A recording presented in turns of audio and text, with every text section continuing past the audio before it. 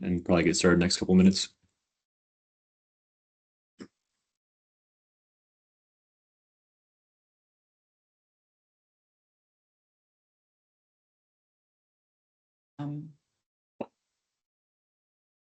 Letting folks in. Good afternoon, Renee. Good afternoon, Jason. Good afternoon. Afternoon.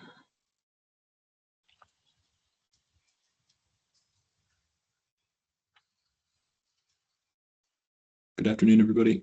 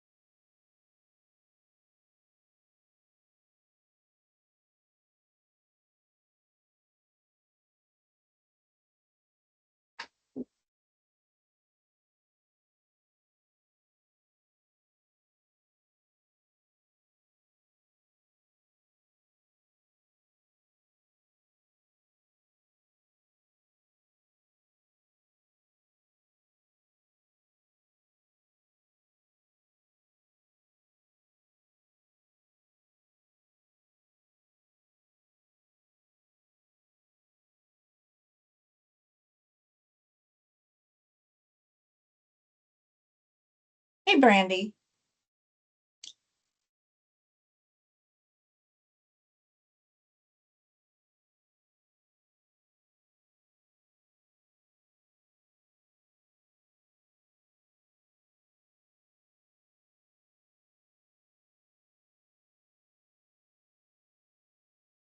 Is that right?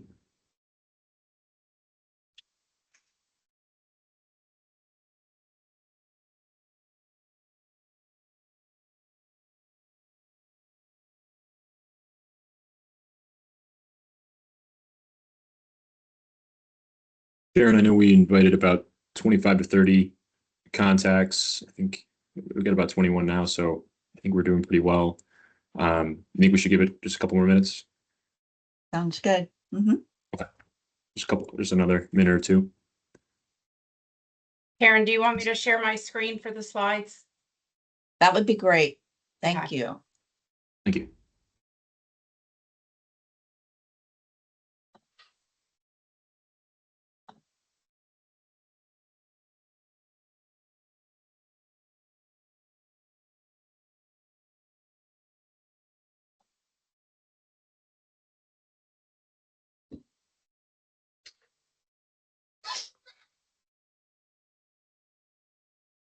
Right.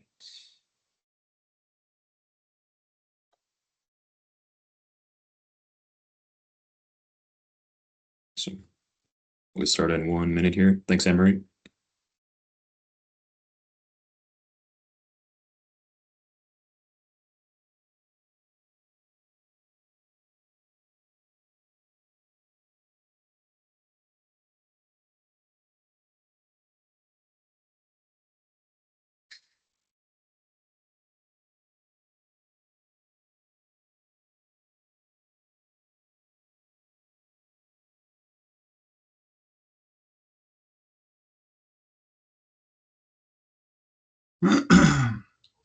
All right. Well, I think we're doing pretty good numbers wise with people here in the meeting. So we'll see if people join kind of as we move along, but we can go ahead and get started.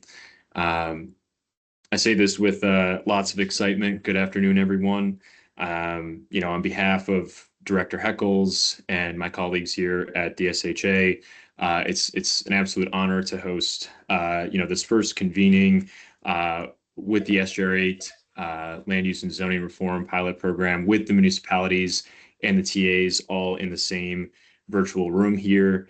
And we sincerely want to thank you for all your efforts and participation in this program so far.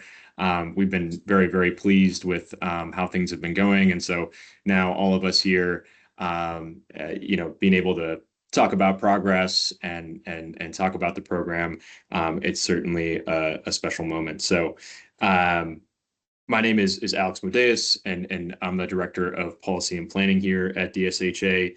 And we're excited to get into the agenda items. Thank you, Anne-Marie. So, as you can see here, we will start with some welcome and introductions. Obviously, this being the first time we're all here, we've kind of been operating a little bit in silos in terms of the TAs working with their respective municipalities. Now we're all here so we can kind of all get to know each other. So we'll start with some introductions, and then we'll move on to some DSHA updates. So my team and I will provide some updates, particularly on special projects, those either focused directly on or related to the SGR8 program. From there, we have some topic spotlight presentations that Anne-Marie from Rossi is going to lead us through. These presentations include debunking density and disentangling affordability and subsidized housing. They put a lot of great work into those presentations, so we're really looking forward to those.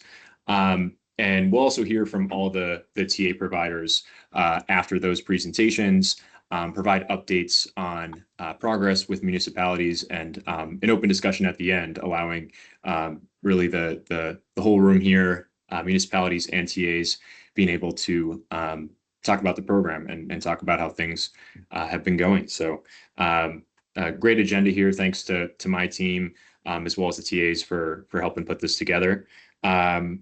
And we can start the welcome and introductions. Awesome. Perfect, Anne-Marie. And we can start with DSHA. So I know I mentioned myself, but I have a couple colleagues in the room here from DSHA who can go ahead and introduce themselves. I'll popcorn Karen to start. Good afternoon, everyone. It's great to be here. I'm with the Policy and Planning team, and I work with Alex and Vanessa and Caitlin until very recently to work on this pilot. And Vanessa? Hi all, Vanessa Cullen, DSHA's Emergency Management Coordinator. Simultaneous to this, I've been working on a separate pilot program with 3 municipalities, 2 of which are here, Georgetown and Lewis, on some disaster housing initiatives. So like the creation of a pre-disaster recovery ordinance. So thanks for having me. Thanks, Vanessa. Thanks, Karen. So I figured, TAs, let me know how you feel about this. We could have the TA staff introduce themselves. So one of the TAs could start. And I was thinking, the TAs maybe could make reference to the municipal staff that's in the room on their behalf, and then maybe ask that those municipal staff to introduce themselves. And we can kind of just go TA by TA and introduce the municipalities and TA providers that way. Does that make sense to the TA providers? Okay, cool. Sounds good. Which TA provider wants to start? I can kick us off, Alex. Awesome. Thank you, Kathy. Hi, everyone. I'm Kathy Carter, Senior Program Manager with Smart Growth America. We're the TA provider for Rehoboth Beach, Ridgefield, Georgetown, and Milford. I also want to introduce my colleague, Sally. Would you like to introduce yourself? Thank you, Kathy. Hi, everyone. My name is Sally Matu, and I am the Housing and Development Intern with Smart Growth America, and I'm also a student at George Washington University studying my master's in sustainable urban planning, and I have a background in architecture. That's what I did my bachelor's degree in, and in policy and advocacy supporting this project. Thanks, Sally. And before I pass the mic to our municipalities, oh, Tom, I saw you had your hand raised. I'm sorry, that was a mistake. Good. Oh, Proceed. okay. No worries. Okay. And I'm just calling out our wonderful munis in no particular order, but Rob Pierce, I see you. Would you like to introduce yourself? Good afternoon. I'm Rob Pierce, the Planning Director for the City of Milford. Thanks, Rob. Evan? Good afternoon, everyone. Evan Miller, Assistant City Manager for the City of Rehoboth Beach. Awesome. And I think I see Brian. Hello, I'm Brian Olzak. I'm the Community Development Director of Town of Georgetown. Thanks, Brian.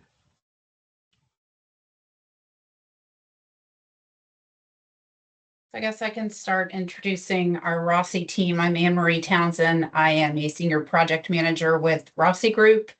And we have Savannah and Tom from our team with us. Savannah? Hi, everyone. Savannah Edwards, Senior Planner with Rossi Group in our Wilmington office. And good afternoon, everybody. I'm Tom West. I'm a Senior Planner with Rossi Group as well, working out of the Wilmington office. My primary contact or project is with Lewis, Delaware, and we'll get to those introductions, I guess, next. So we've got 3 of the towns we're working with represented. We've got Renee and Mike from Newark, Dawn and Jason from Dover, and John from Lewis. So John, do you want to introduce yourself, and then we'll go to Newark and then Dover? Yeah, I'd be more than happy to. John Ward, floodplain administrator, building official with the city of Lewis. And Maria, I Okay. see Janet's here as well, too. Oh, I'm sorry, I didn't see Janet here. Yep. Okay, so Hi, I'm Janet Reeves. I'm the Deputy City Manager with the City of Lewis. Thank you. and then Renee and Mike. Hi, I'm Renee Bensley. I am the Director of Planning and Development with the City of Newark. Jesse is on here too, Anne Marie.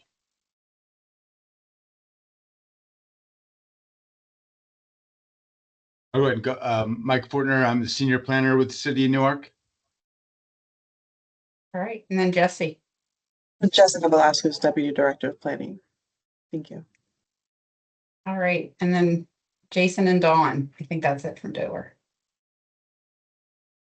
Yeah, that's it. Good afternoon, everyone. Jason Lyon, Director of Water and Wastewater and Engineering Services with the City of Dover. Good afternoon. I'm Dawn Melson Williams. I'm the Principal Planner with the City of Dover Planning Office.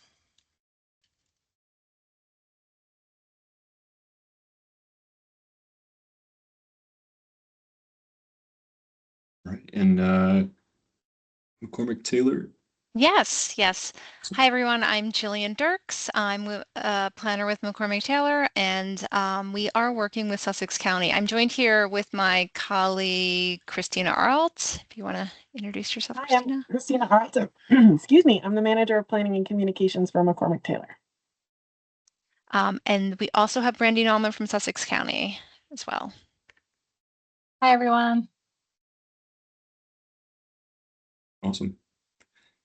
Thank you, McCormick. And then Karen, before we proceed, I know we have some HRC members in the room. So Karen, would you like to make some introductions? Sure. Before we get started, the idea of a Housing Resources Committee may be new to some of the participating jurisdictions here. And what we did is with the SJRE resolution, it was really a strong directive to bring technical assistance to participating jurisdictions who are really trying to make that meaningful reform. And so to leverage the work, we wanted to create a Housing Resources Committee, which is really a third-party group of technical peers to provide expertise, to provide guidance, to help brainstorm different issues as they arrive. And just to really stress before I introduce them or ask them to introduce themselves, I want to stress, this is not an elective body. It's not an appointed group. It's just a group that is either from a local jurisdiction or from a state agency who lives and breathes zoning and development processes every day, and that they understand the trends and the challenges that are associated with this work. So we're very fortunate to have them. And with that, I'm going to start off with, let me see here. Well, actually, you guys know who you are. Whoever wants to pipe in and introduce yourselves first, that would be great. Good afternoon. I'm Dorothy Morris. I'm with the Office of State Planning Coordination, and I am the Circuit Rider Planner for Sussex County within our office. My name is Matthew Rogers. I'm with Newcastle County Department of Land Use.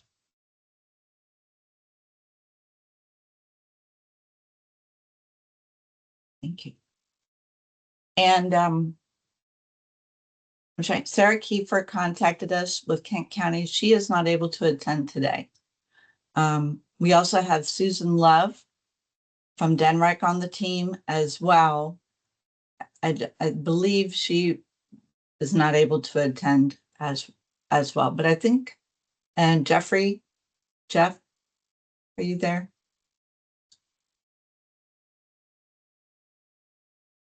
Okay, but we have a very strong group who's very committed and invested in seeing this whole pilot be successful, and we're very grateful for them. So, and with that, I'm going to turn it back to Alex, I think. Thanks, Karen.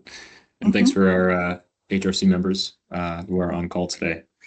Awesome. So we'll jump into these DSHA updates. Just have a couple for you all here. And I believe we're starting with Vanessa. Yeah, so this is just a screenshot of our timeline, just so we're all on the same page. On the bottom, you'll see that we kind of have it broken up into phases. So right now we're in the zoning and regulatory analysis phase. Hopefully by July, we'll be entering the next one, which is identifying barriers and opportunities. Obviously, each TA provider and each municipality are not going to be moving at exactly the same pace. So this isn't set benchmarks like by July 1st, but roundabout, this is the schedule we hope to maintain throughout the year. Come October, we'll be going into the draft ordinances and regulatory changes, and then we'll be ending with like public outreach, adoption, and support come winter. So we've set up the meetings where every other month, everybody here will be participating, and each TA provider will alternate leading the meeting. And then on the off months, June, August, October, it'll be everyone except for the municipalities and county that are participating.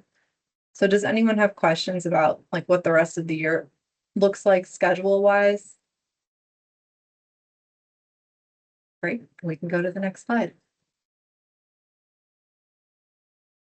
Okay, and I'll take that. One key component is we have a lot of collaboration. We have a lot of different groups. We have our participating jurisdictions. We have our technical assistance providers.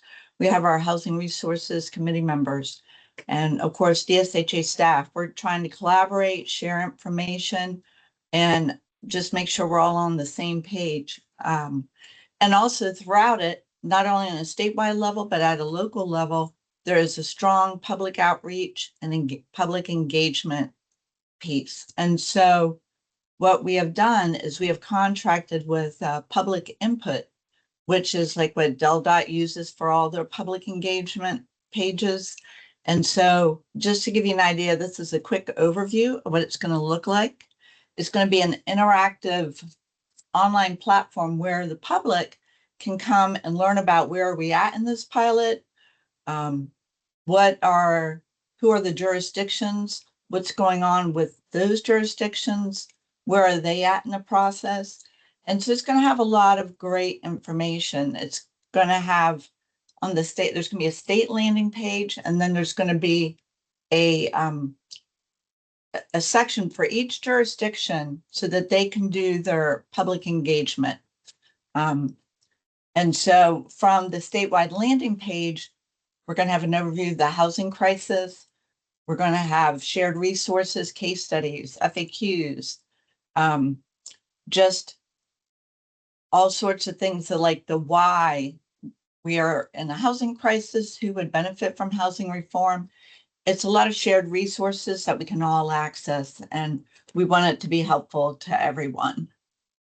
We'll have more information. We just now are kicking this off and starting to build it out.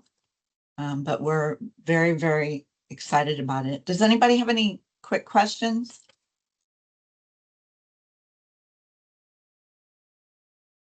Okay. Then let's go on to the next one. And these next ones that we're going to talk about, including the 2 topics today, they're all going to live on the public input page, this public engagement platform for everybody to use. But, you know, one of the things that you hear about nationwide is like, how much is this costing taxpayers? You know, what are the impacts going to be beyond just providing more diverse housing types? And so across the country has been a really excellent firm out of Asheville, North Carolina, and they specialize in like this whole land value economics, the rate of return, your rate of investment return on different development types. And they do an analysis of revenues, incomes, expenses, costs related to different development patterns, how they impact city services and everything. And they've done a lot of outstanding work throughout the country. So what they do is they identify how different residential development patterns impact local fiscal health. And so here's just a quick screenshot from one that they did in Annapolis. And we think this will be very helpful. They just now, we have just signed the contract, and we're just now beginning this analysis for the state of Delaware. And we're hoping it's going to provide some very powerful visuals, and we're hoping that it'll really help everyone feel empowered to really advocate for the reforms for their community.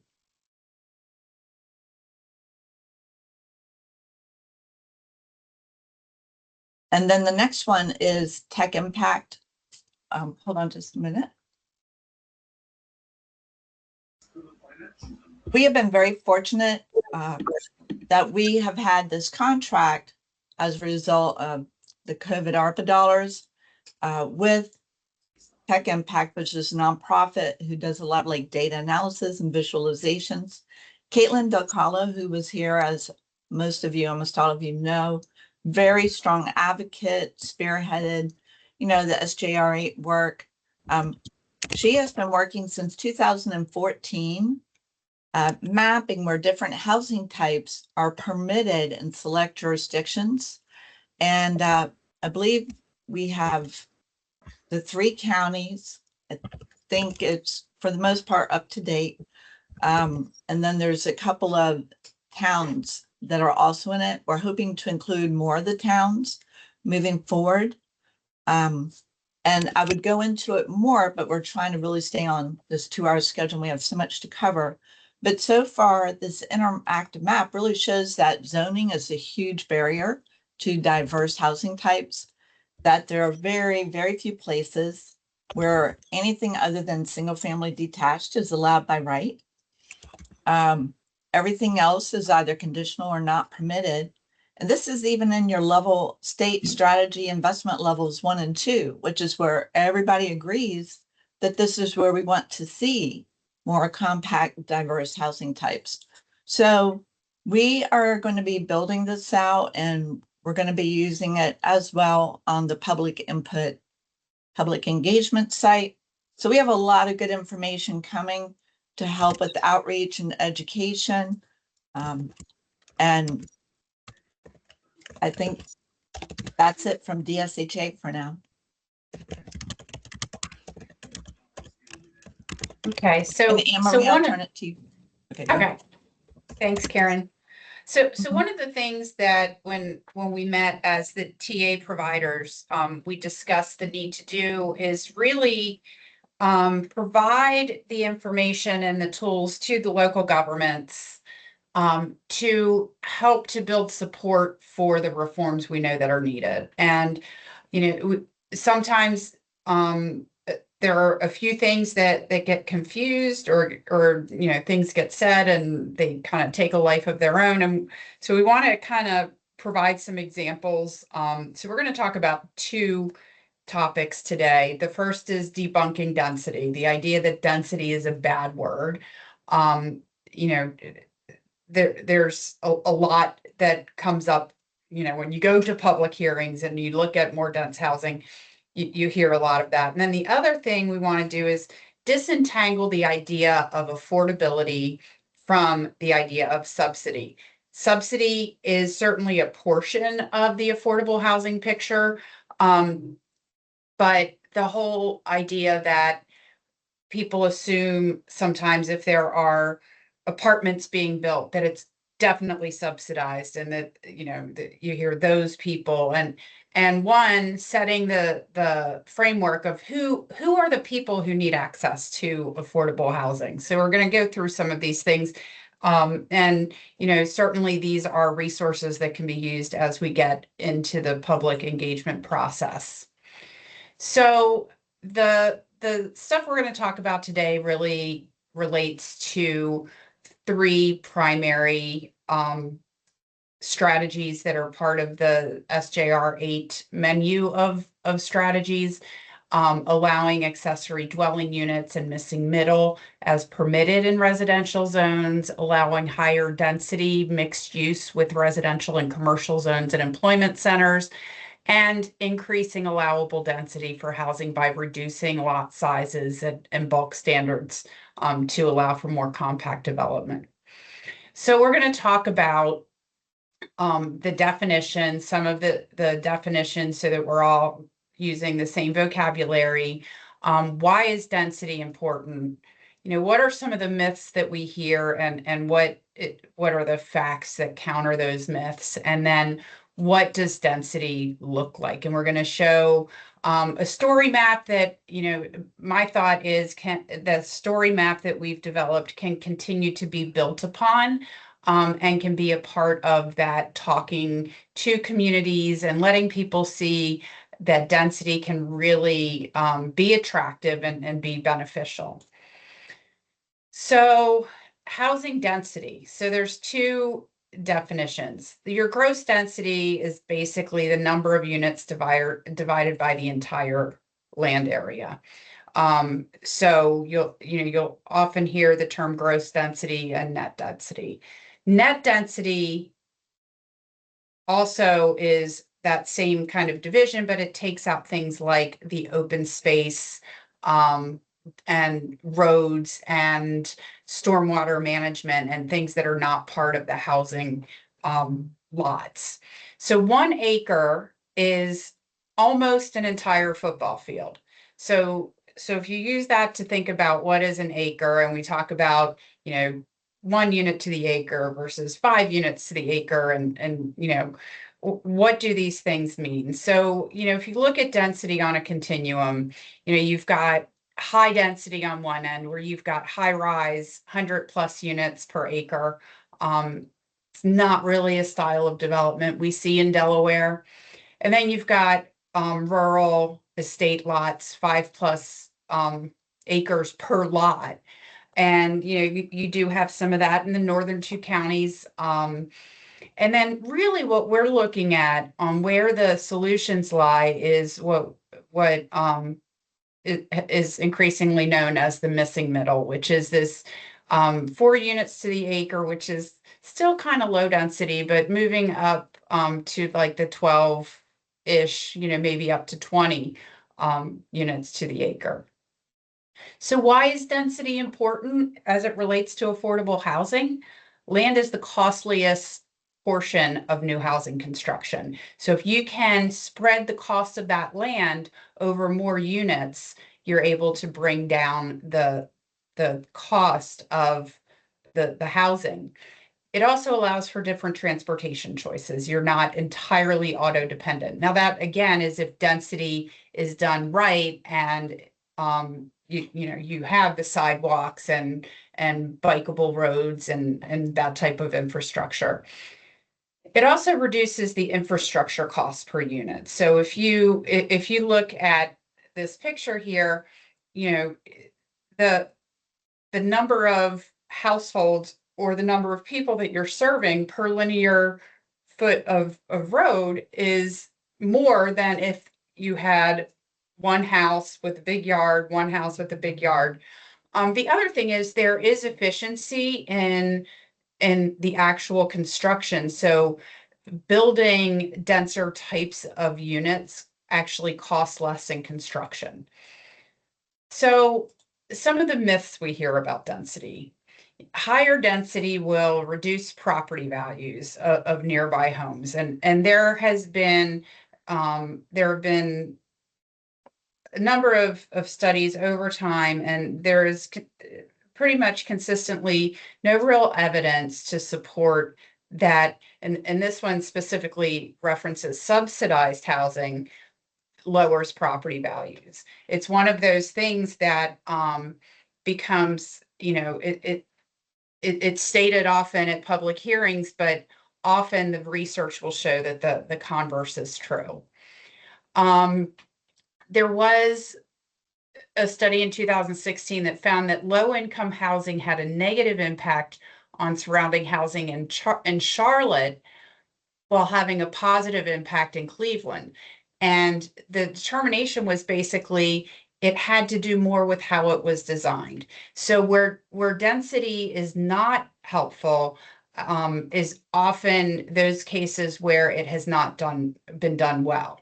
So designing things well and having that infrastructure to support the walkable community is very important. So there's a book, the company that really kind of coined the term missing middle is Opticos. And this next myth is the idea that density means high-rise apartment buildings.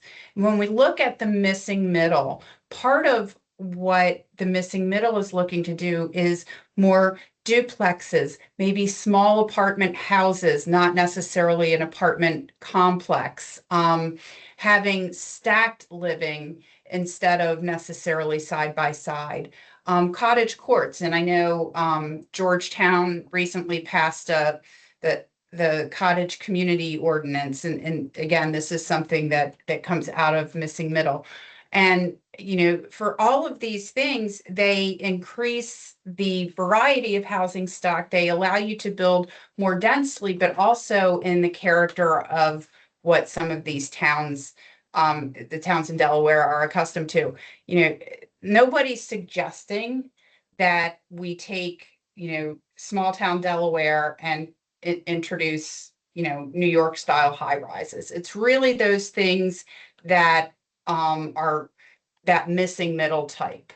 And again, this just shows some different examples. And again, I think a lot of them are from the Southwest. This looks like it could be from the South or Southeast.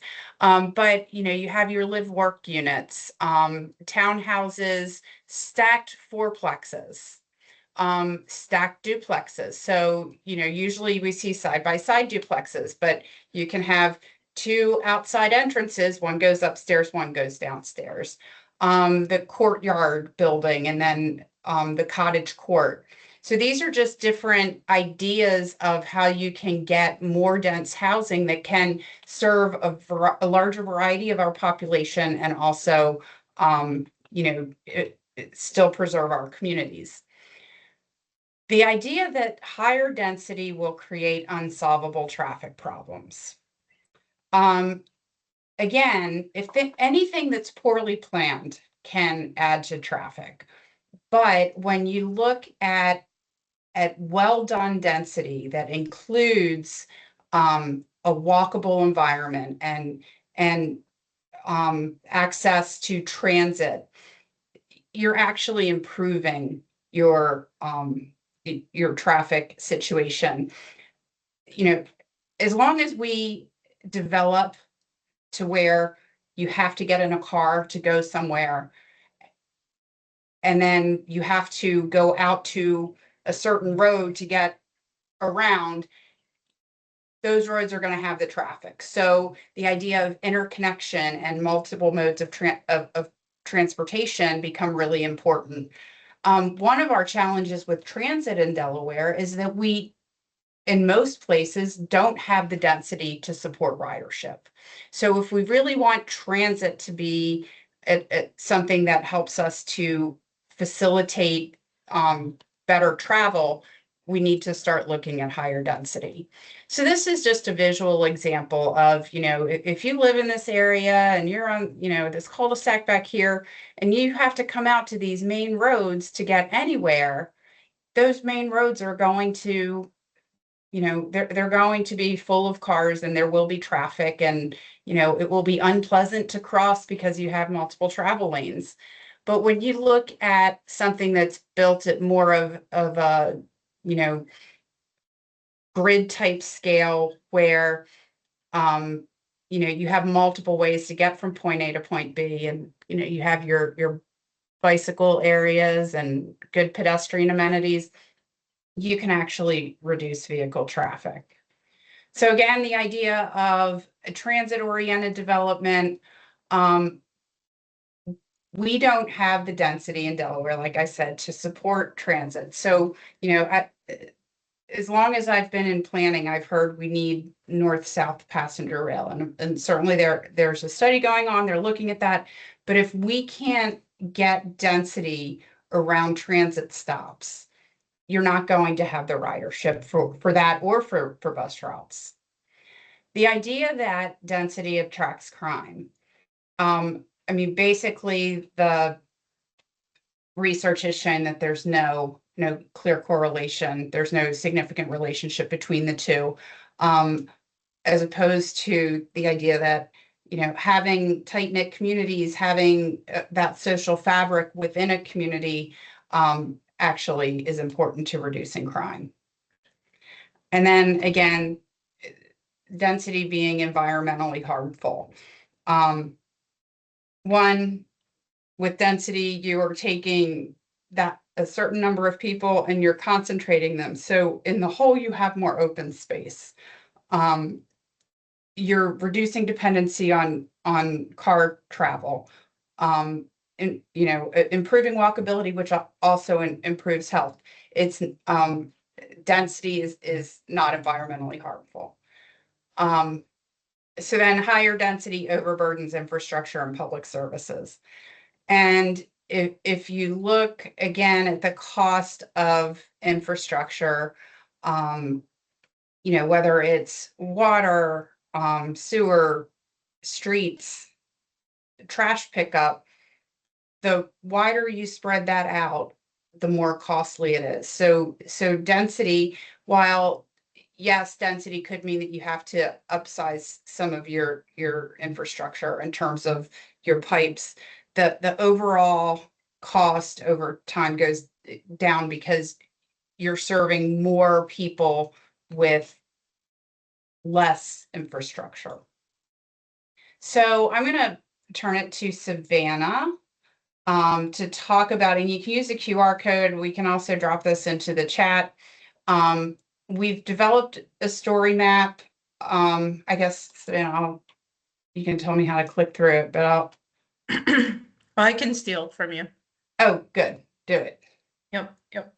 So yeah, this is a story map that our team put together. It's very simple, but as Anne-Marie said, you know, if you guys have any examples in your local jurisdictions or that you've heard from your jurisdictions that you'd like to add to it, we try to get a variety throughout the state that we just wanted to kind of, you know, highlight some real examples. So the first one to walk through is the Overlook in downtown Dover.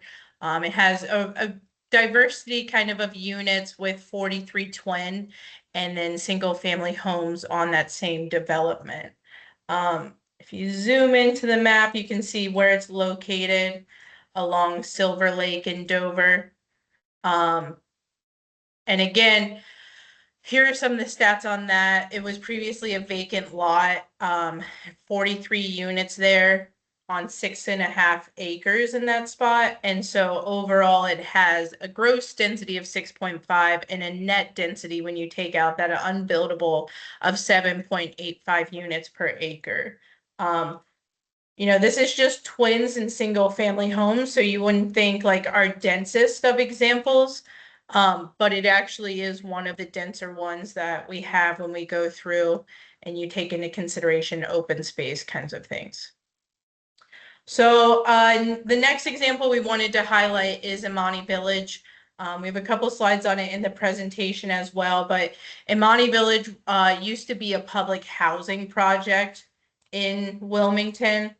I think this aerial, yeah, so you can see what it looked like before.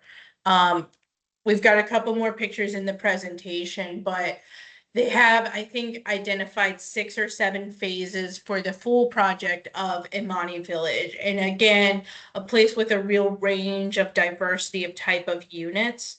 Eventually, it will have about 600 units. Those that have come online so far have been 2, 3, and I think 4-bedroom apartments. Some of those are market rate units, as you see from the phase 1. That included 74 units, 15 of those at market rate, and then 59 for low income. Phase 2 had 50 affordable units and then 17 workforce.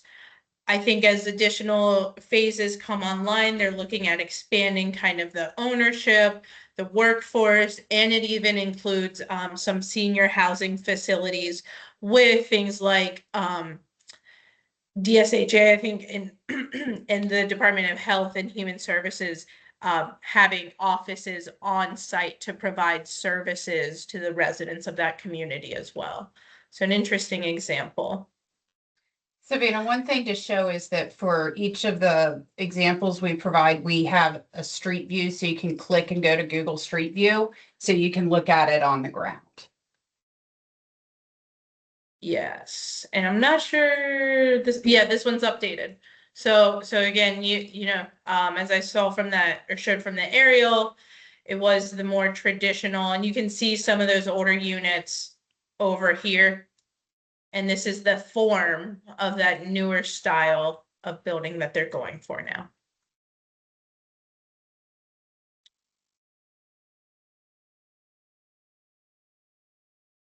So the next one, up in North Wilmington, near Bellefonte, this is Corinne Court, and this is actually an example of a pocket neighborhood or that court style.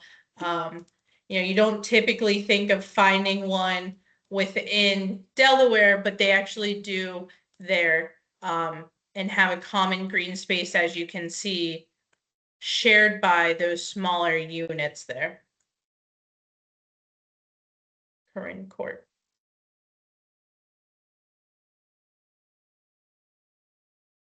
Heading south, Cannery Village began developing in 1999. Cannery Village has a lot of amenities. They have a clubhouse, indoor and outdoor pool, fitness center, and open space.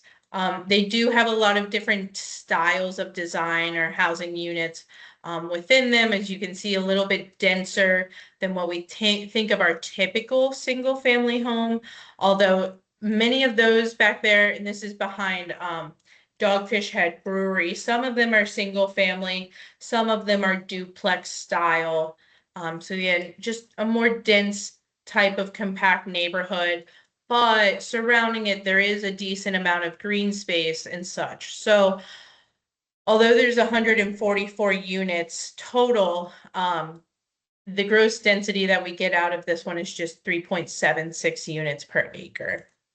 Still, you know, something that we're looking at aiming for some of that missing middle housing. Painter's Mill, not far away, and so not surprising that it's similar in style. You know, a mix again of single family with the split duplex style or big house style, where there might be 4 units within one structure.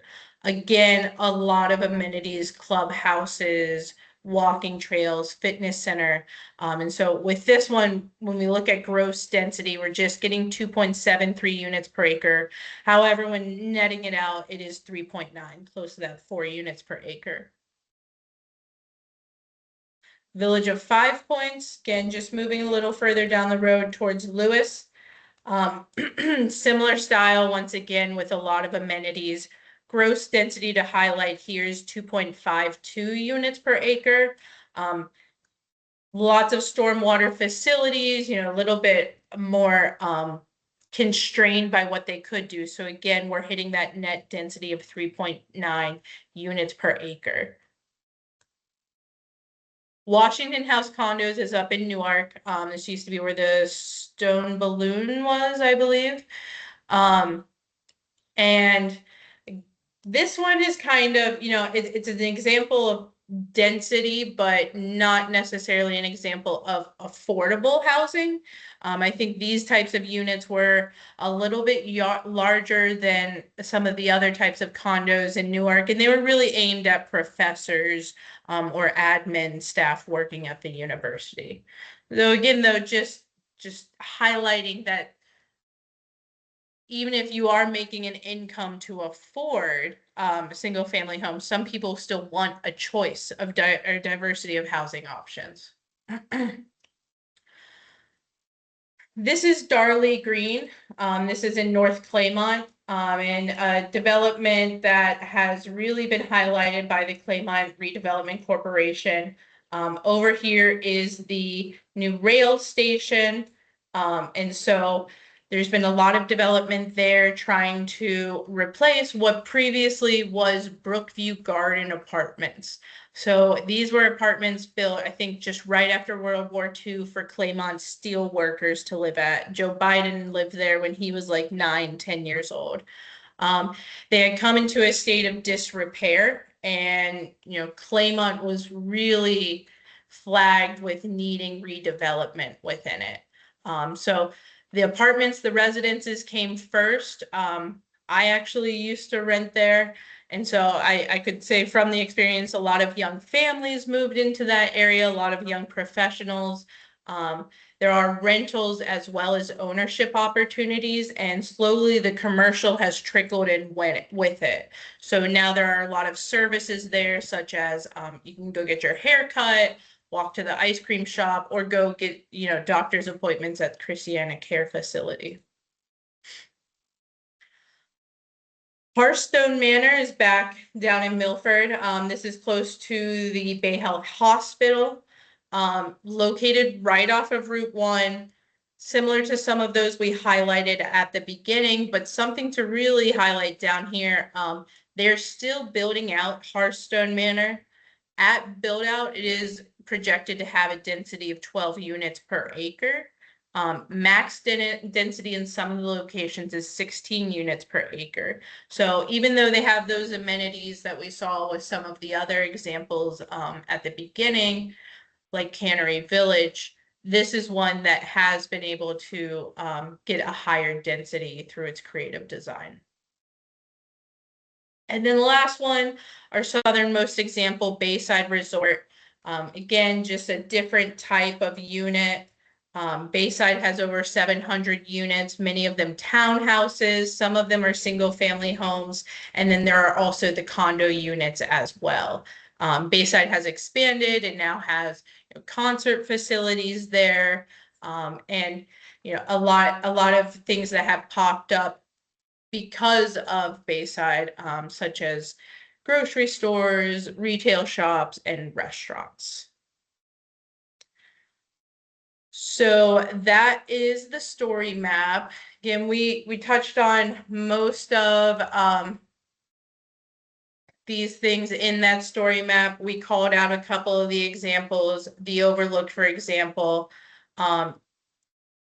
developers had changed their building style halfway through, or had changed their plans halfway through, but the style was able to remain the same. And again, Anne-Marie highlighted on when we're looking at economics, that form of the building can really be something important. And you can go through the next two slides to Amani Village. So one thing I do want to say though on this is that this was built starting in the mid-90s, before Dawn was even with the city of Dover, and the resale values remain strong. So it has done well in terms of transitioning over time to new owners.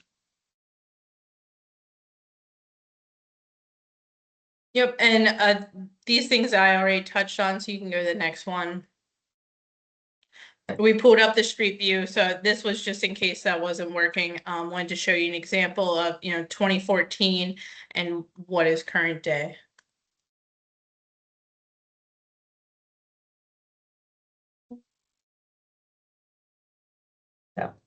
So if you have examples of other communities that you'd like to see us add, we see the story map as something that will continue to evolve. We just thought it was important to put something together to show that you don't have to look beyond Delaware to find places where density has been done well. All right, anything? Anne-Marie, Oh, go just ahead. quickly, I think that's a wonderful resource. It's really quite thorough. It's really wonderful. Thank you for putting that together. It's going to be a great resource, and we're definitely putting it on our public engagement platform, along with all the other material. And, Agreed. as evidenced by some of the examples we use, density does not necessarily equate to affordability. There are, so I think most of us who would go to try to find a place in Bayside would not necessarily find it affordable, but Absolutely. one, it shows that there's character in how you do density if you do it right, but also that it is something that can help to support affordability. So again, as we kind of talk about subsidized and affordable housing, we'll start with definitions, then we'll talk about subsidies for both rental and home ownership, the state of each in Delaware, and then how zoning relates to these things. So affordable housing is not, it doesn't mean subsidized. And that's, that is one of the things that, I've heard a lot throughout my career, that if you talk about affordable housing, everybody assumes subsidized. It's really about the relationship between a household income and the cost of housing. And when that housing, which is the mortgage, including taxes and insurance, or your rent plus utilities, exceeds 30% of a household's gross annual income, the household is considered cost burden. And severely cost burden if that housing cost combined with utilities exceeds 50% of the income. And you'll see that this is a real issue in Delaware. Workforce housing is generally considered affordable to people at the 100% of the area median income, that basically meets the needs of the workforce. So what is area median income? So looking at 2026 area median income from HUD for a two-person household. So the area median income varies by size of the household, but just to give a sense, the 100% of area median income for Delaware is $89,000. For Newcastle County, it's $98,000. Kent County, 86, and Sussex, a little over 82. This is not, this is not necessarily a low income. And again, this is a two-person household. So when you add children to the mix and you have a four-person household, those numbers go up significantly. So when we talk about who is the housing affordable to, or should it be affordable to, it's you know, we are not looking at necessarily the lowest income. Now, certainly that does include the 30% of area median income, which can be our service workers or, you know, people who, I'm trying to think, there are people who work at the state of Delaware that have incomes in this range. So then we'll talk about subsidy. So there are three, when you take out housing for disability, for people with disabilities, there are three primary subsidies for rental housing. One is the housing choice voucher, and that is basically, it is portable. It is a voucher that the household, head of household gets because the household qualifies, and they secure a place to live on the open market to with a landlord that will accept the voucher as payment. And that is, again, it's portable, it's not tied to the unit, it's tied to the person. Public housing and low-income housing tax credit are both different in that they're tied to the unit, not the person. So the person who moves into the unit has to meet certain income thresholds. Public housing is typically owned by a housing authority, such as Delaware State Housing Authority, Dover Housing Authority, Newark, or Wilmington Housing Authority. They're not building new public housing. Public housing is kind of an older way of doing it, but we still have public housing that is part of the equation. And then the low-income housing tax credit program, basically a private developer, in exchange for federal and state tax credits, agrees to maintain rents at an affordability level for a designated term. And that is, those are selected through an application process. It's not just something anyone can do whenever they want. There are tax credits that are allocated, and they are done through an application process. There are also some types of subsidies available for down payment or for homeownership, and that includes down payment assistance. And that is DSHA has a program. I know Dover has a program through their CDBG funds, where basically a income qualifying home purchaser gets down payment assistance. Typically, in exchange for that, they go through housing counseling, any credit repair they need to do, so that they are to you know, basically provide long-term, you know, to give them the tools they need to stay long-term and carry that mortgage. Then you have nonprofit housing developers like Milford Housing Development Corporation or the 3 county habitats that will build housing for home ownership for purchasers at certain income thresholds. So for instance, Habitat for Humanity typically looks to build for the 30 to 50% of area median income. Milford Housing Development Corporation, Neighborhood Good Partners are usually a little higher than that. A lot of times that is driven by the funding sources that they secure. So the nonprofit providers secure their funding sources and build the houses. And then there's a land trust model, and we do have a land trust in Delaware, but the idea in that is that the land trust owns the land. The purchaser purchases the unit, and then there is a limited appreciation associated with that to preserve long-term affordability. So again, the idea is that the building, the land is treated as a public good, and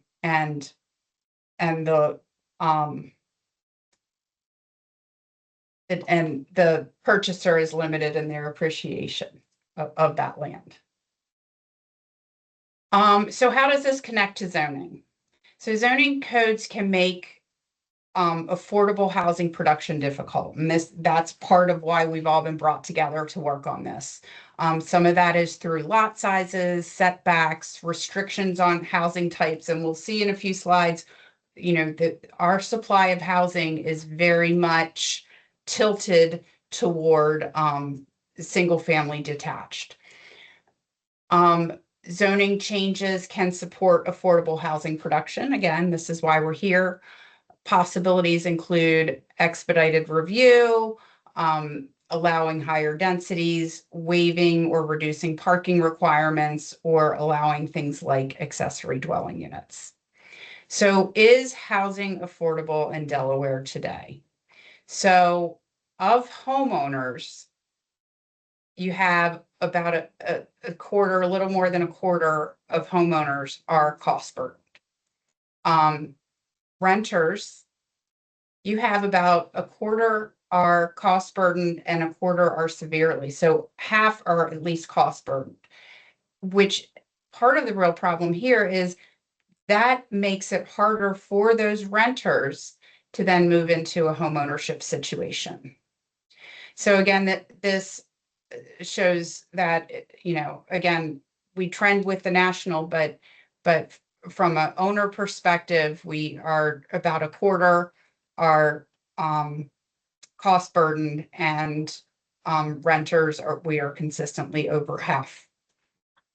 So rents are out of reach for the professions we need, the people we need to support our economy and everything about, you know, you look in here and you've got your construction laborers, you've got teachers and librarians. So a teacher or librarian, this is based on the State Department of Labor, can typically, based on their wages, can afford just under $1,500 a month for rent. A 1-bedroom fair market apartment is basically almost all they can afford, because a 2-bedroom is $1,600, almost $1,700. So when you look, especially where you have a single head of household, and they are in these professions, many of which require a bachelor's or master's degree, it doesn't track with the rents. And that's what, you know, again, if you're able to attain home ownership, that's great. But if you're cost burdened and you're living in a place where you're spending 50% of your income on rent, it's a lot harder to save for that home ownership. This is, again, just showing by income range. So obviously the people who are at the lower end of the income spectrum are more cost burdened, and that cost burden improves as you kind of move up. So again, this shows, and this is based on census data, I think, and it comes from the DSHA though. And this is all of our single family housing. So, you know, we do not have a diversity of housing. And you look at that then comparing over time. So you look at 2010 versus 2021, and we still have 58% of our housing units in Delaware are 58% are single family detached. So we have not done much to kind of expand the duplex, the 3 to 4 unit, the single family attached type housing supply. So the 2023 housing needs assessment done by DSHA indicates that there is a shortage of 19,400 units that are priced for renters that are 50% or less of area median income. So to show you what that means, you have 1 unit for every 2.5 families or households that need them at income less than 20,000, or 1 unit for every 1.5 families that need them at that 20 to 33. Interestingly, we have 1 unit for every 3/4 of a household at the 33 to 66,000. So again, this is why the subsidized housing is an important part of the picture, but it's not the entirety of the picture. Between 2020 and 2030, we need 4,500 rental units that are affordable to people at less than 80% of AMI. And 5,700 home ownership units at that. And then 1,800 home ownership units that are affordable to people at 81 to 100% of AMI. So this shows you in Delaware what is the need, the projected need by 2030 for, by county and for renters and owners. Hurdles to home ownership. The for sale housing market is out of reach to most purchasers. 3/4 of Delaware renters have incomes below 120% of AMI, but only 20% of home sales were priced to be affordable to that. And, there are certainly areas in the state, particularly Eastern Sussex, where it's more severe. This shows you how the median income has changed since 2000 as opposed to housing costs, the value of the home. So the median value of homes. So you can see that blip right before the fall, then it corrected, and you can see where it's even more so now. So again, we see median incomes have grown very modestly and housing prices have gone on a total different trajectory. So home sales, the people who are buying houses are 120% or more of AMI. That's 80% of people who are purchasing. Renters are pretty spread around throughout the various income levels. This shows home ownership rate by race and ethnicity. And this is an interesting one, home ownership rate by age in 2010 and 2020. And what you see here is that this under 35 and this 35 to 44 have gone down as a portion of the, and where are your home owners in the 55 age group. Two really important things. Right now, 40 years old is the median home buyer age versus 26 in 1991. And the percent of first-time home buyers is at a historic low of 21% of buyers are first-time buyers. So that sets the stage, tells us why we're here, and kind of gives you a sense of some of the information we can share as we work to build support for the various strategies that we will eventually look to employ at the local level. Any questions before we move into technical assistance provider updates? Brian. Hi there. I guess I have a question about how you determine what the average or what the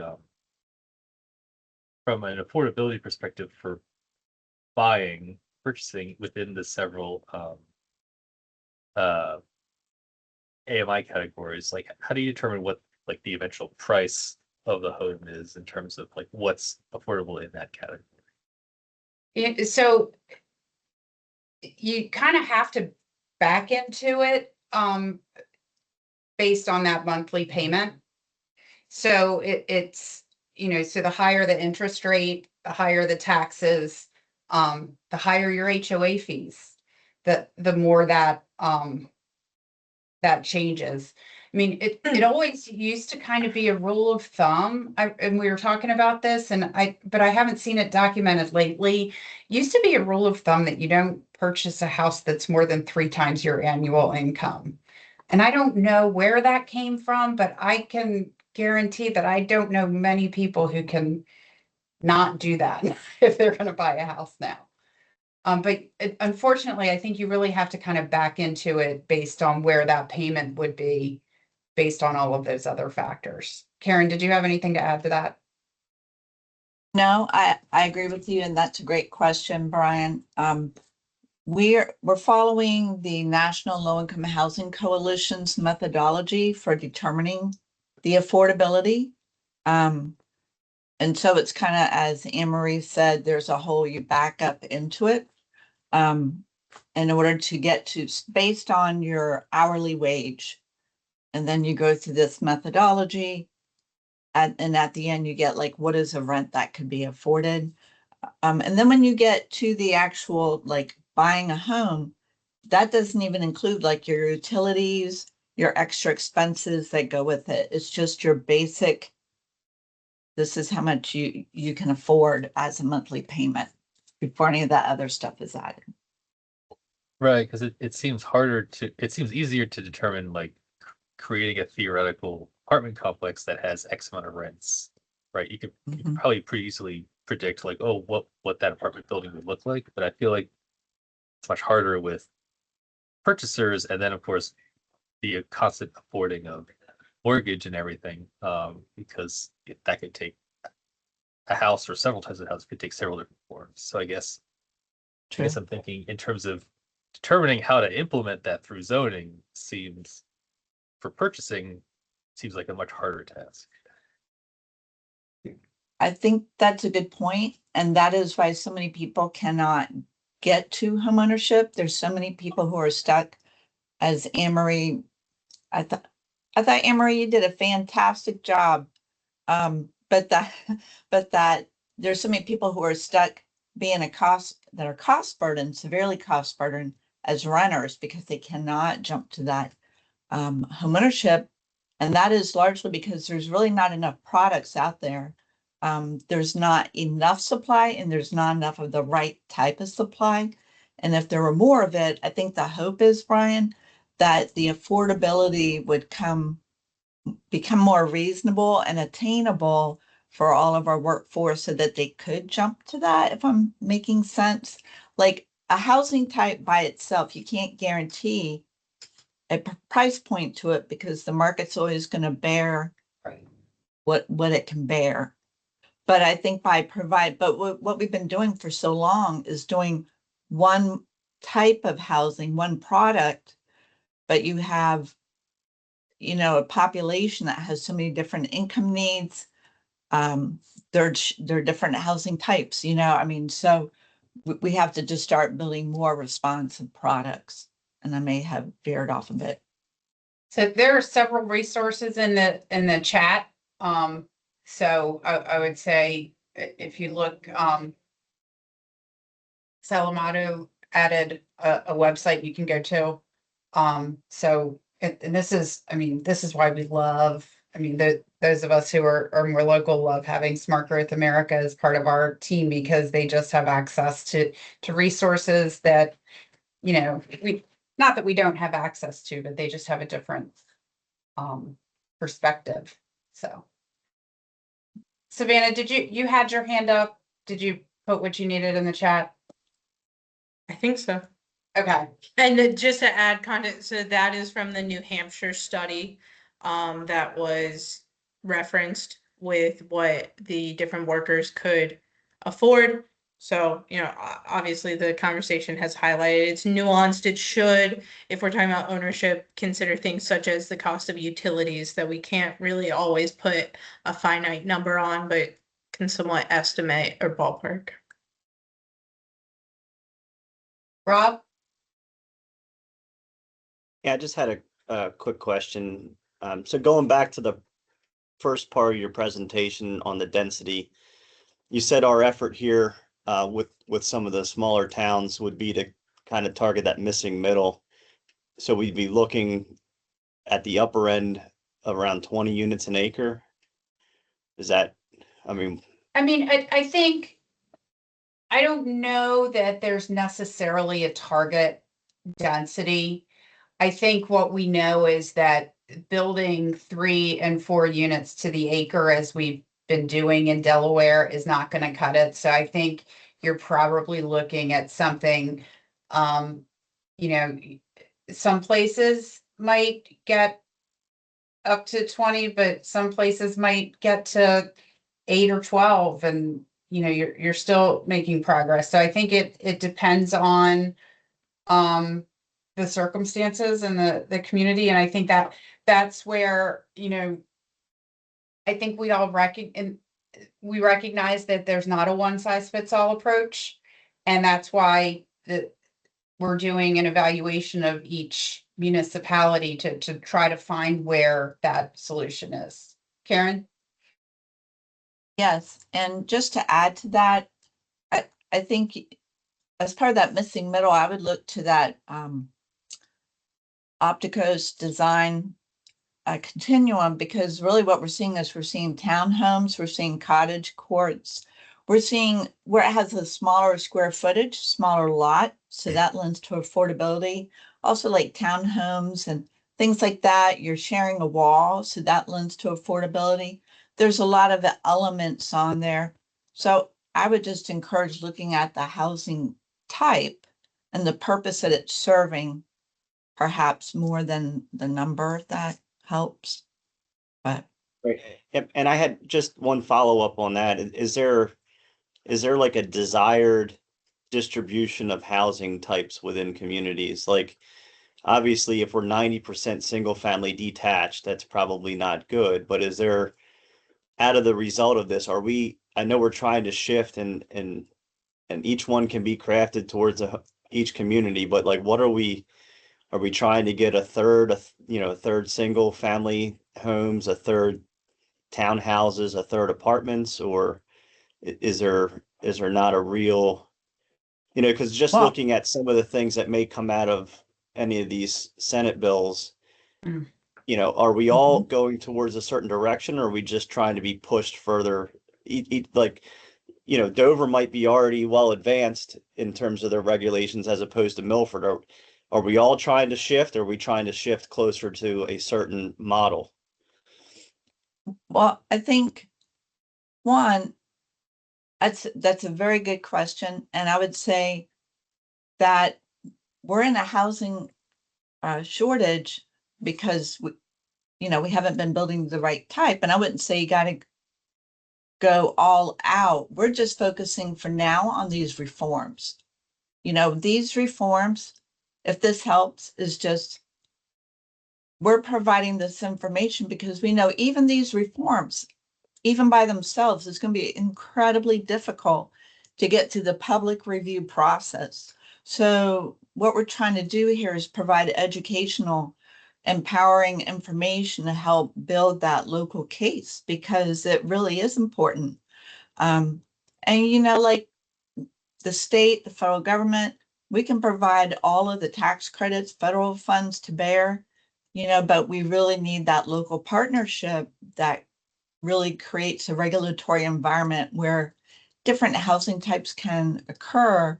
I don't think anybody's asking for everything. We're just asking the towns to focus on those selected reforms that they applied with. Does that help? So we're not saying you got to go all out right now, but we're just saying there's a huge benefit, and this is why it's so important. Yeah, and I just think each community is going to have a different, I don't know that it's a density target. I think it's every community is going to have a different approach, and just even looking at communities, we're working with several, and each is unique, and I know Dawn and I have talked for a long time in Dover about, how do we make some of the infill less difficult to get done? I think the housing reform I think that's an area where I think we can effectively, hopefully move the needle in Dover. It may be a little different in Milford. So I think we just need to kind of based on, and that's where I think, people like you and Dawn and Brian who live it every day, where the traps are and where people push back. So it's, navigating to kind of make sure we don't fall into the very obvious traps. So does that help? Yeah. So, and then we have Renee and then Tom. Thanks, Anne Marie. I guess my question, now that the state bill issue has been brought up, has there been any thought toward how or if this group may need to recalibrate some in response to some of those bills if they pass?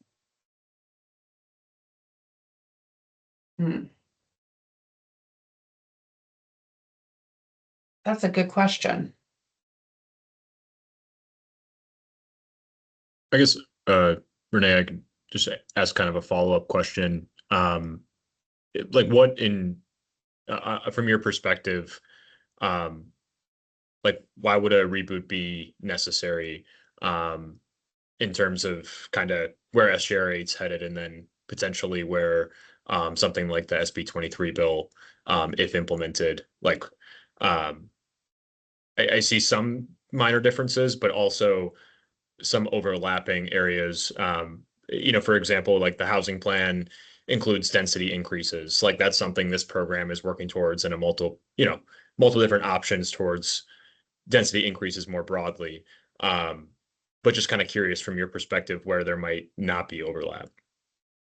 So I think I would definitely say I think there's overlap. I do think there are elements of SB 23 and of the House Bill, I believe it's 450, the Roads Act, that go further than what a lot of us originally signed on for SJR 8.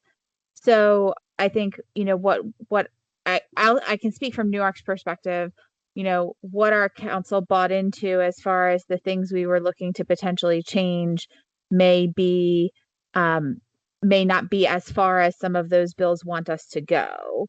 So I just want to make sure that if we're going through this work, in the end product of what we're getting, if we have state regulatory requirements now that are new since this program was conceived, that we come out with a product at the end that helps us to meet those regulatory requirements. I appreciate that, Renee, and that makes sense. I think there's kind of expanded collaboration built into the bill between DSHA and the municipalities submitting those housing plans.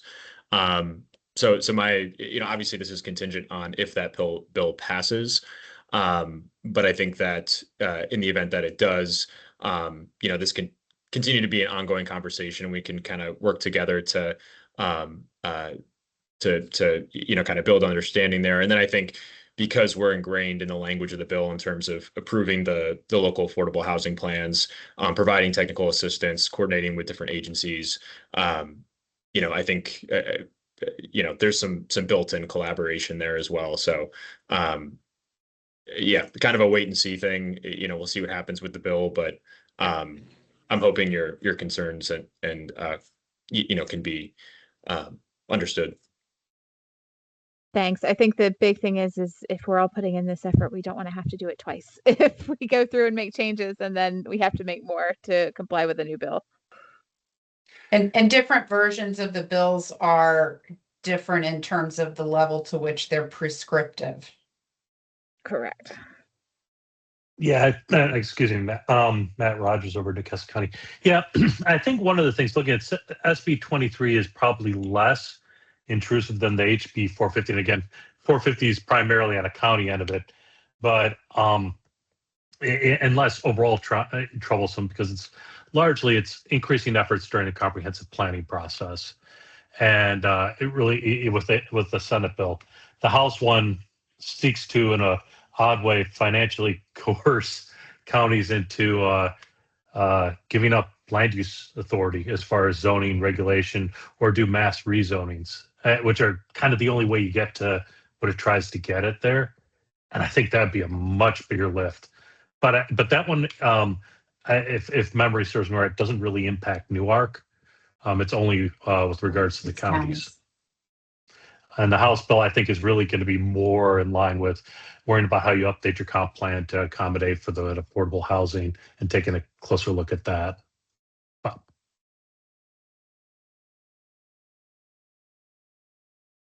Tom, you had your hand up. Oh, yeah, I was just follow up on Rob's earlier point, and I think it's been touched on, but the densities and the housing types, which Karen mentioned, I think that's what that story map really illustrates pretty well, is the range of densities and housing types. And I think it comes down to, as you were saying, Anne-Marie, the type of community that you're in, of what the needs are, how built out is it, what kind of land's left. I think those parts.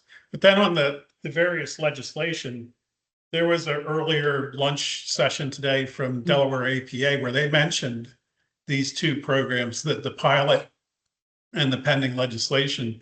And one of the ideas I thought was interesting was maybe to have more rounds of a pilot where there's several partners involved now, but there's probably now more awareness, and another round of it might be useful instead of changing it or tweaking it, but expanding it, just to throw that out there.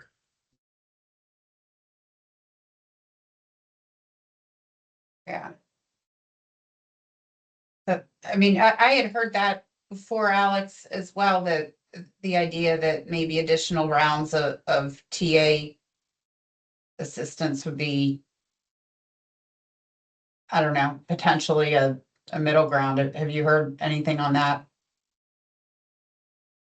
I think generally, you know, conversations on doing a second round of this program have happened. I mean, you know, I think the goal, whether this legislation passes or not, is that, you know, we build a case for housing reform and hopefully then build a case, you know, for a second round of this program. And I think with the, you know, legislation that's out there, that could, you know, whether it passes or not, I mean, it could incentivize, kind of further incentivize other municipalities to sign up if a second round were to happen, you know, to receive more TA assistance, to help with those housing plans, or, you know, if they're not required to do that, housing plans through SB 23, just, you know, around to continue to build on the great work we're doing here. So can certainly provide more updates, and you know, I think just we'll see where things head as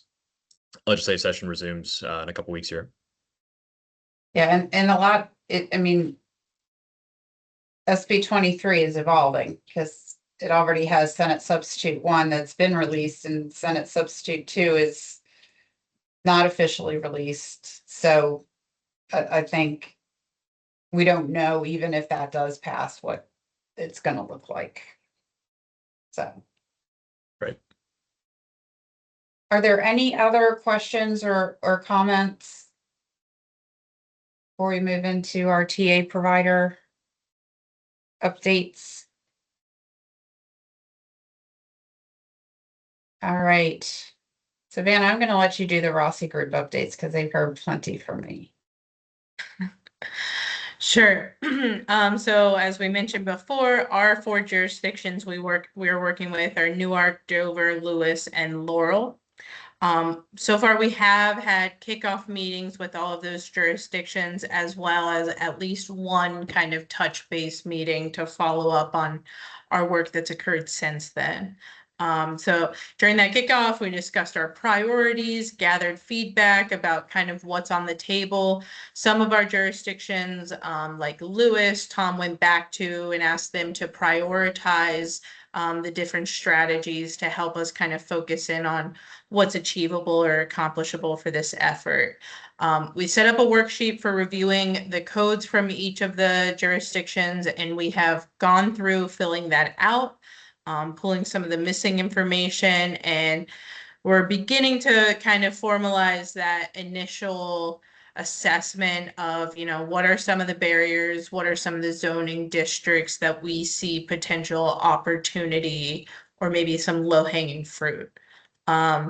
Another fun part, we've been able to meet with Esri through this effort. They are interested in what we're doing as well and using ArcGIS Urban and their city planning kind of suite to help visualize and 3D model what some of these zoning changes would actually look like on a parcel level. So yeah, everything's moving well for us. No giant hiccups yet, but of course we're just in the beginning of things.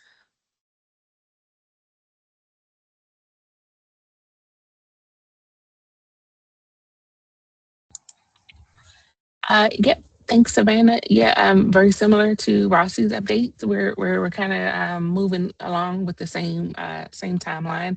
We've completed all of our kickoff and intro calls with all of our jurisdictions. We've gathered feedback and interview summaries and discussed priorities. I want to give a huge thanks to all of our municipalities, Brian and the Georgetown team, Rob, the Rehoboth Beach team, and Bethany from Bridgeville. You all have been super engaged and super informative and knowledgeable about your community and your code. And so thank you for allowing us to partner with you to achieve these reforms. Yeah, and so we're in the stage where we're analyzing code. We're refining our assessment framework and tool that we're going to use to conduct our comprehensive review. Something I'll highlight, we're also here at SGA, we're working on a zoning for housing reform rubric. I'm sure we'll be able to share a preview of this with you guys and get your feedback soon. But that's it's going to be a assessment tool of sorts that you guys can use to kind of self-assess your code and your reforms in line with best practices from across the country. And then another last highlight, we are working with the Rehoboth Beach team and their consultant for their summer charrette, July 13th through 17th.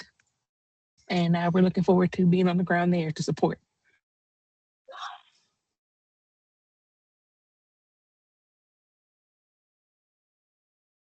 Thank you. Just on a similar path with the other TA providers, we began the project with a kickoff meeting with the Sussex County staff to confirm general overall direction, coordination structure, and the near-term priorities for this technical assistance effort. After the initial discussions, the county identified moderately priced housing units and tiny homes as the primary focus area for the work. And since the kickoff, we've been developing a draft process for how each initiative could move forward, including potential steering group structure and ordinance development steps. We've also started some initial review of existing ordinance language of both the MPHU and tiny homes, and that has included some early assessment of regulatory barriers and limitations. So over the next phase of work, we anticipate continuing coordination with the county on the steering group approach and advancing ordinance concepts.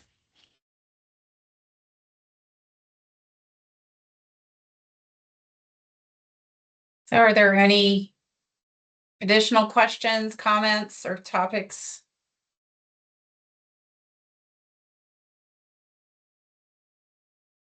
All right, so Savannah, can you drop this link in the chat? So we have a feedback survey. Basically, we want to know, what do you want to learn in these sessions that we're going to be having? We want to make sure that we're having the best use of our team's time as well as your time. What are the things that you are going to need to know and that your constituencies and your elected officials are going to need to know as we continue to move this train forward? So, is there anything else?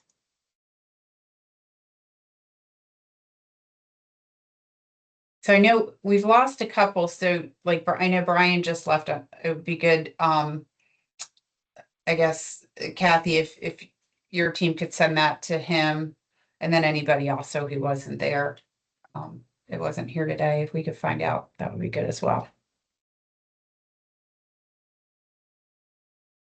All right, any final words of wisdom? Alex, is that your role? No, I just want to say thank you, Anne Marie, you and Savannah. Both presentations were awesome. Appreciate all the work you put into it, and definitely echo your comments on the feedback survey.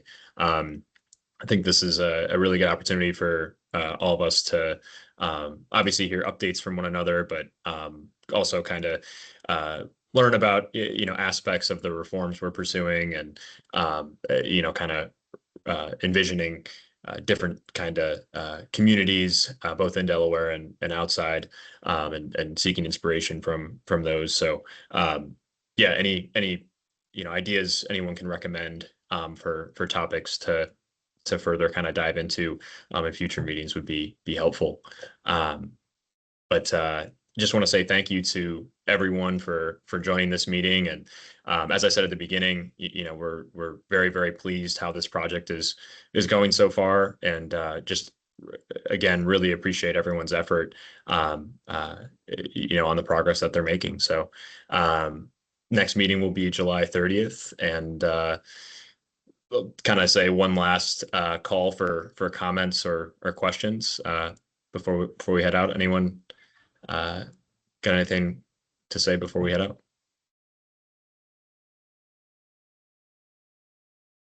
Seeing none, I think we're good to adjourn. So thank you everybody once again, and we'll see each other here pretty soon. Take care. Thank you. Thank you. Have a good day. Thanks.